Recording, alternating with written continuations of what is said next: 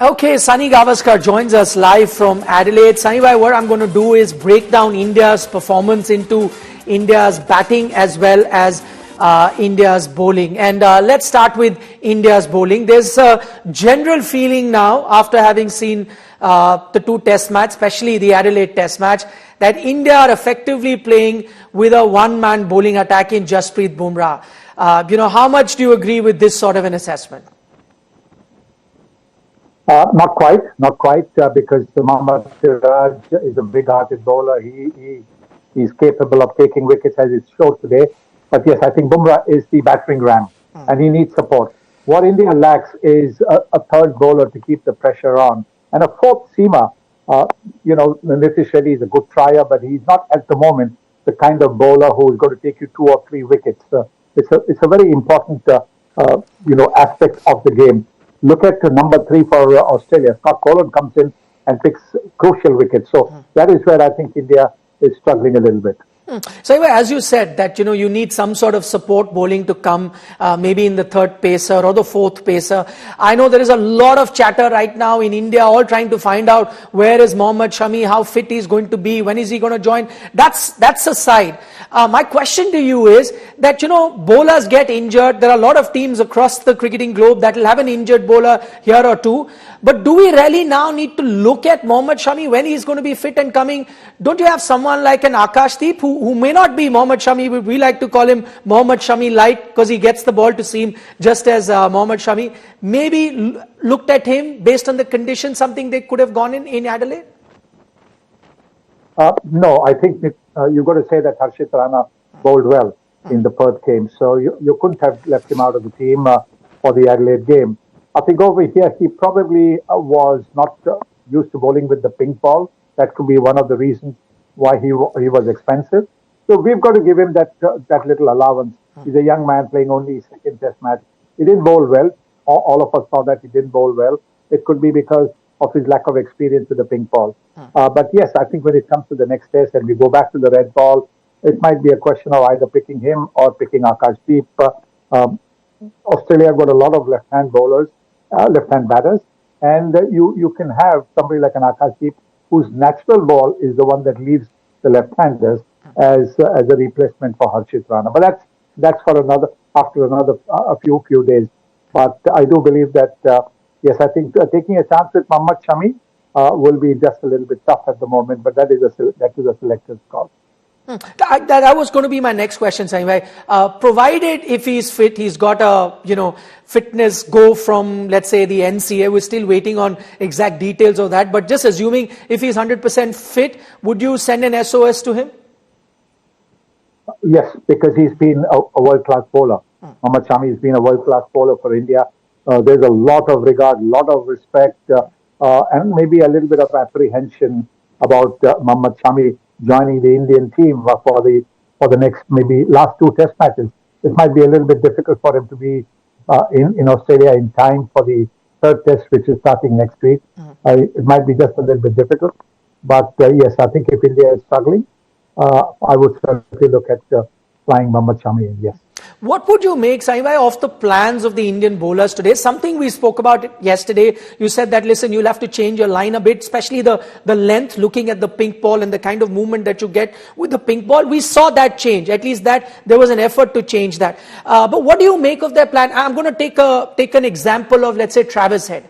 For Virat Kohli, we knew that the Australian bowlers knew outside the off stump, that's the plan, go for it.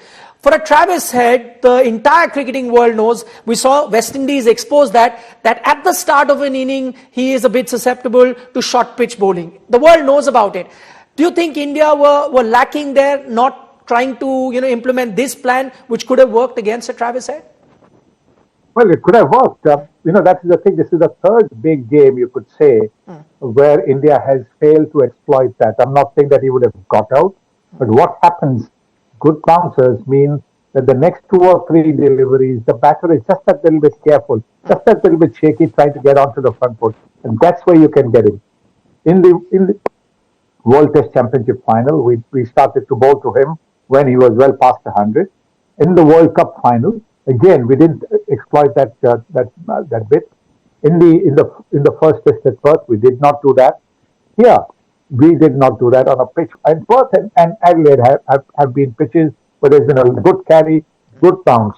So clearly that should have been tried, but it was not tried. The first bouncer that he faced today was off the 14th ball. I think it should have been bowled a bouncer. The second or the third ball should have been a bouncer to him to tell him, look, we mean business. And with a field set accordingly. But that didn't happen. That hasn't happened for four big matches. And for that, the explanation is only with the Indian team. I cannot give you an explanation why that's not been happening. That's something for the Indian team to think about as well. Saibhai, looking back at that 140 by Travis Head, two things really stand out. One, as he himself mentions, weren't easy conditions to bat on. The ball kept swinging, kept seaming. That. And secondly, the pace at which he batted, almost run a ball. Yes, I think that's what he is so good at. He can take the attack to the opposition bowlers. He takes his chances, and he gets away with it. There were a couple of streaky shots that went through the slips. So sometimes you might get it right because there was only one slip in position. That one slip moved to what would be between first and second slip, and the catch went at first slip. So it's a question of luck going your way. Luck went his way. But I still feel that India's bowlers should have tried the short pitch delivery at him, the bouncer at him at the start of his innings, before he had got to 25-30. You could have definitely tried that. But they kept on pitching it up or pitching it short, where it was coming just below the shoulders and between the shoulders and the midriff, and he was able to deal with that quite comfortably. So one, as you say, that there was that gap in that first slip. The other, there was a catch also dropped off Travis Head. I think Siraj was the fielder when he was trying to take that catch. If he's caught, it's a different game, you would say. We'd be discussing the scenario of the match completely differently. Yes, it was a difficult catch, mind you. Very good effort that by Mohamed Siraj. Never easy to run back, and because you mustn't forget that over here there is a breeze which is going, so the ball would be still with the breeze going away from the fielder. So it was a very good effort from Mohamed Siraj. But if that catch had stuck, then you could have said that maybe another 70 runs would have been saved, and in which case maybe you would have had the Australians having a lead of maybe just 70 runs instead of 150. Okay, more to come with Mr. Gavaskar, but we'll stick with the Travis Head discussion. And there was that moment when he gets out to a Yorker by Mohamed Siraj, and then Siraj had a few things to say to Travis Head. Travis Head has reacted. We heard from Travis Head saying that he's slightly disappointed with the way that transpired. Personally, I'm all for aggression. I love an aggressive fast bowler. But once the batter has got 140, he's pretty much done the job for his team. Not much you can say to upset him then. Well, I mean, I think it could be because the previous ball had been smacked for a 6. And so no bowler likes that, whether you're a fast bowler or a spinner. And when you get a wicket the next ball, then your emotions can get the better of you. But I think Siraj might have overstepped the mark.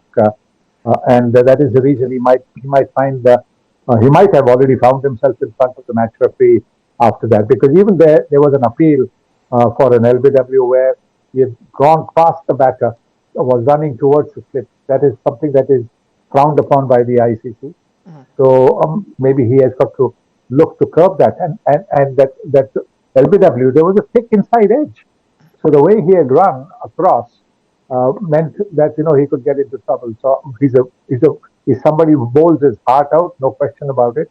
Every captain would love to have a bowler like Mohamed Siraj in their team because he's there all the time. But I think somewhere down the line, somebody has to sit him down and say to him, look, just curb that little bit of aggression. So you don't have to have a go at the batters. Look what happened to Harshit Rana yesterday when Max Finney and Labuschagne were playing. He was having a go at them. He was giving them some lip. Today what happened? The tables turned. In this game, the tables can turn very, very quickly. So it's best to just let the bat or the ball do the talking.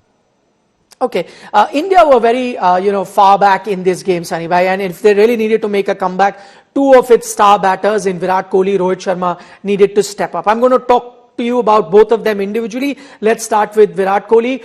4 dismissals in this series. 3 of them have come, that same thing, right, ball outside the off stump, something that Australians knew about, kept bowling him there, did not give him one ball to hit on the onside. So clearly they came with a plan. But this is that old problem that he had. It's come back to haunt him again. No, I don't. Well, I mean, look, there are only so many ways a batter can get out. But you've got to give credit to Scott Boland for the delivery that he bowled today. It was a terrific delivery that he bowled. I don't think there was anything wrong that what Virat Kohli did. Kohli just played down the line, in line with the ball. The ball moved just a little bit and got the edge. It wasn't that he had pushed at the ball as he had done in the first innings to get off the mark. There was, that uppish towards the backward point area. He hadn't done that. So it was credit to the bowler. I wouldn't be pointing a finger at Kohli at all, because that was a real guilty of a delivery. Rohit Sharma, Saima, I know that he missed the first test match, and it's not always the runs. It's not that Indian batting has been piling up a lot of runs, but his stay on the crease on both innings, really not looking comfortable. What do you think is going wrong? I think the feet aren't moving as they should. I think maybe he needs to do a little bit of exercise, standing up exercise where he's jogging at the crease, trying to get some circulation in the legs. He has always been a little bit of a slow starter as far as his feet movements are concerned. It's not just a recent problem, but the older you get, the more pronounced it becomes. So I think that is something that maybe he should look to do when he comes into bat. Maybe run in a little bit, so that the circulation is there. Do some spot jogging before you take the first ball. Finally, Sahibai, before we let you go, yesterday you said Australia had their noses in front. Today we are saying they are completely in control. Is there any hope, or are we expecting an early finish on day 3? I think we'll have an early finish on day 3. I'm very optimistic most times as far as Indian cricket is concerned, but I think it's time to be realistic. If Nitish Reddy and Rishabh Pant can delay the end and avoid an innings defeat, that will be fantastic. That will be a very good achievement, I would imagine. But I think this time around, Australia will keep their unbeaten record with the pink ball in Adelaide. There's a reason that Australia haven't lost a single pink ball test match in Adelaide, and they're showing why they are so dominant in this particular format. Sunil Gavaskar, thank you so much for joining us live from Adelaide. We'll of course have Mr. Gavaskar back at the end of day 3, whatever the result of the game. But as Mr. Gavaskar spelled it out, not too many chances you'd want to give the Indian team, considering where the match stands at the moment.